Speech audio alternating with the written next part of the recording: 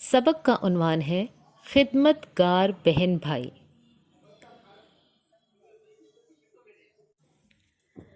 गर्मी का मौसम था।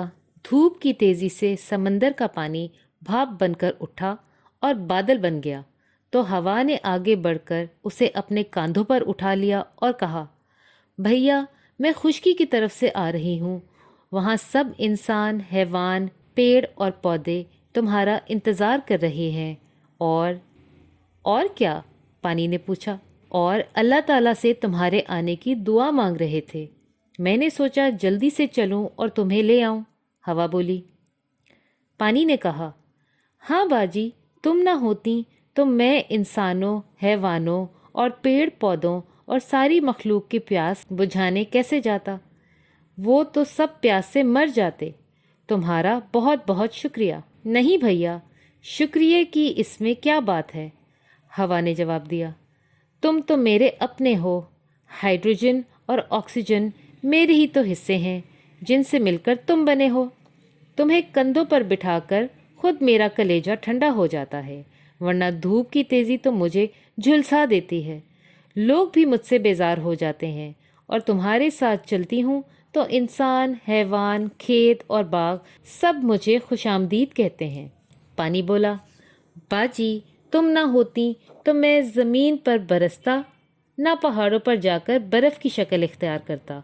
ये भी तुम्हारा एहसान है। तुम समंदर में भी मुझे लहरें बनाकर हरकत में रखती हो। तुम ऐसा ना करती तो मैं साफ कैसे रहता।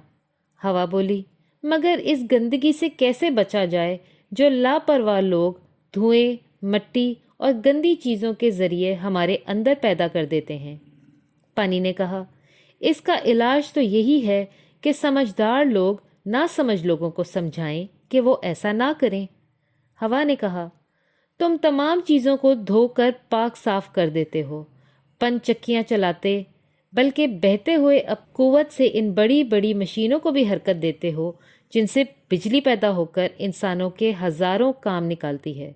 पानी बोला, अगर मेरी वजह से चीज़ें ज़िंदगी पाती हैं तो तुम्हारी वजह से इनकी ज़िंदगी कायम रहती है। अगर तुम जानदारों को ऑक्सीजन ना दो तो वो घुटकर मर जाएं।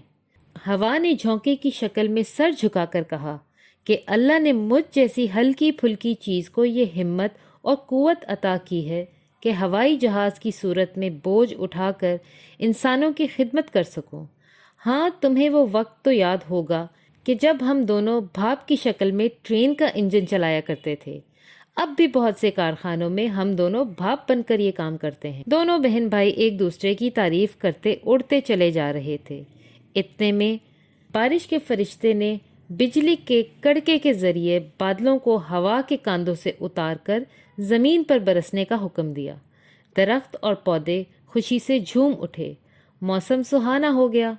गर्मी से परेशान इंसानों और हैवानों ने सुकून का सांस लिया और अल्लाह का शुक्र अदा किया। उर्दू की पढ़ाई में आसानी के लिए हमारे चैनल को सब्सक्राइब करें और मज़ीद अपडेट्स के लिए बेल आइकॉन प्रेस करें।